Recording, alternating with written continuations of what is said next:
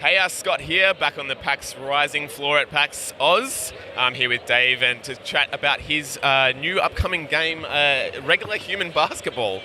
It's a pretty challenging, awesome game. Can you give us a quick elevator pitch for the people playing at home?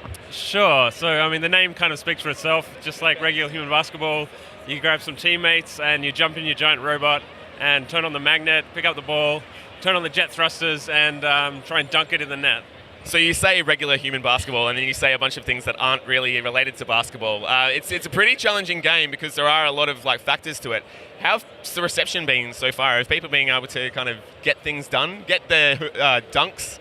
Yeah, so we're showing it with 4 players versus 4 players, which is a lot harder than if you've got, say, 2 versus 2, just because you've got to try and coordinate with your team, and coordinating potentially with strangers on the same team doesn't quite happen, so everyone's just flipping all random switches on and off, and the robot's going upside down and flying through the air. So it's definitely easier when you're with friends at home. But no, it's been really good. We've been really happy because it's the first time we've really shown it publicly, and it's actually been a bit smoother than we'd hoped, so that's good, yeah. I imagine it is one of those games that gets a lot easier as you have teams around you that know how to play. Where'd the inspiration for such an interesting game come from?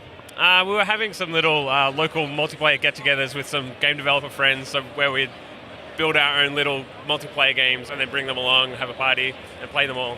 And I had this kind of concept of wiring up a robot and having inputs and outputs and this really technical thing, and then we only had a few days to make it, so I was kind of changed that to just be, rather than having all this wiring up, you just a little character that jumps in and turns things on and off. Yeah. And that panned out. It was a lot easier to make that, and we used the physics stuff, which made it all crazy and hectic, and worked really well in that party kind of setting. Yeah. Yeah, absolutely. It is hectic. It is great for parties. It is good to play. So if you're coming down to PAX, where can people actually find you?